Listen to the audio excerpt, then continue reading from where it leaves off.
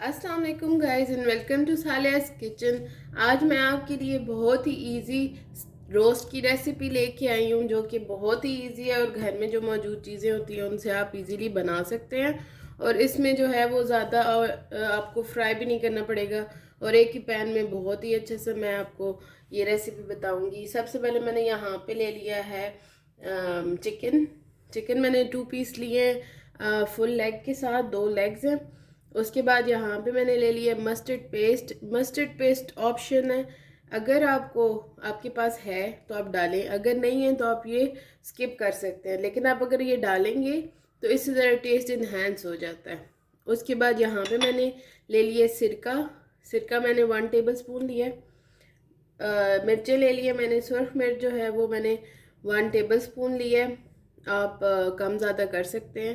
اس کے بعد میں نے گرم مسالہ لے لیا ہاف ٹی سپون میں نے لے لیا سوکھا دھنیا, ہاف ٹی سپون ہلدی, نمک حسب ذائقہ اور 1 ٹی سپون لہسن کا پاؤڈر. اگر آپ کے پاس پاؤڈر نہیں ہے تو آپ فریش بھی ڈال سکتے ہیں.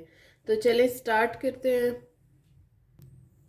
سب سے پہلے میں یہاں پہ کٹ لگا لوں گی, جو ہے تھوڑے باریک کٹ لگائیے گا, تھوڑا ڈیپ ہو تاکہ ایزیلی اندر مسالہ ہمارا چلا جائے. اس طرح کر کے بیک سائڈ پہ بھی ہم کٹ لگا لیں گے.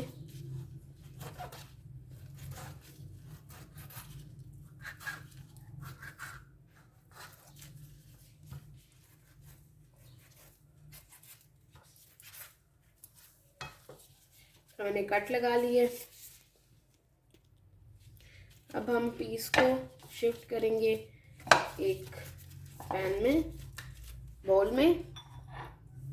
میں ڈال لیے ہم نے پیس. اس کے بعد ہم یہ پیسٹ اس پہ اس طرح کر کے لگا دیں گے, ایونلی لگائیں گے. ساتھ ہی ہم ڈال دیں گے سرکہ. آپ لیمن جوس بھی یوز کر سکتے ہیں. ساتھ ہی ہم یہ سارے مسالے اس پہ ایونلی اسپریڈ کر دیں گے. اور اب ہم اس کو مساج کریں گے بہت اچھا سا مساج کرنا ہے آپ نے اس کو. تو یہ میرینیٹ ہو چکا ہے. اب ہم اس کو اگر آپ کو بیسٹ رزلٹ چاہیے تو آپ اس کو اوور نائٹ بھی رکھ سکتے ہیں.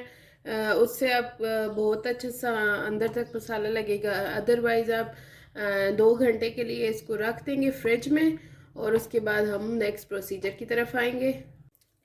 تو جی یہاں پہ اب میں نے پین لے لیا. پین میں میں نے 2 ٹیبل سپون آئل ڈال لیا اور 4 گھنٹے ہمارا میرینیٹ ہوا چکن ہو چکا ہے. اب ہم اس کو گرم کریں گے اور اس کو ہم دونوں سائڈ سے اچھی طرح فرائی کر لیں گے. اچھی طرح دونوں طرف سے کلر آ جائے گا تو ہم پھر نیکسٹ پروسیجر کی طرف چلیں گے. اس طرح رکھیں گے اور اس کو ایک سائڈ سے پہلے اچھا سا کلر آئے گا, پھر ہم اس کی سائڈ چینج کریں گے. تو جی 5 منٹ ہو چکے ہیں. اب ہم اس کی سائڈ چینج کریں گے. دیکھیں بہت ہی پیارا کلر آیا ہے.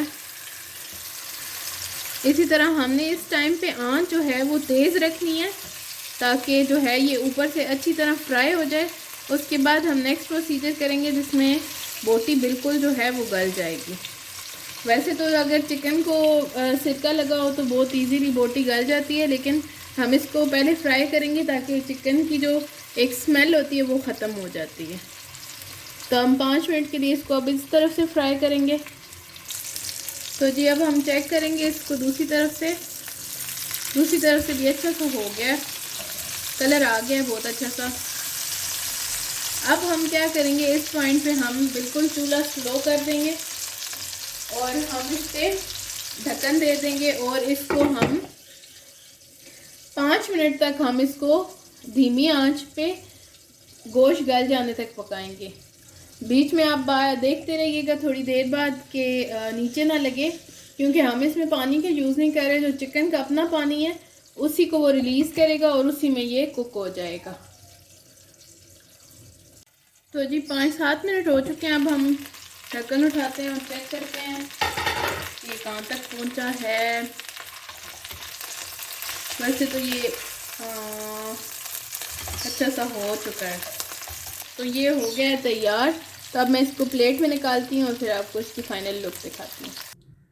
تو لیں جی تیار ہے بہت ہی کم آئل میں بننے والا چکن روسٹ. تو ضرور اس ریسیپی کو ٹرائی کیجئے گا اور مجھے اپنے ریویوز دیجئے گا.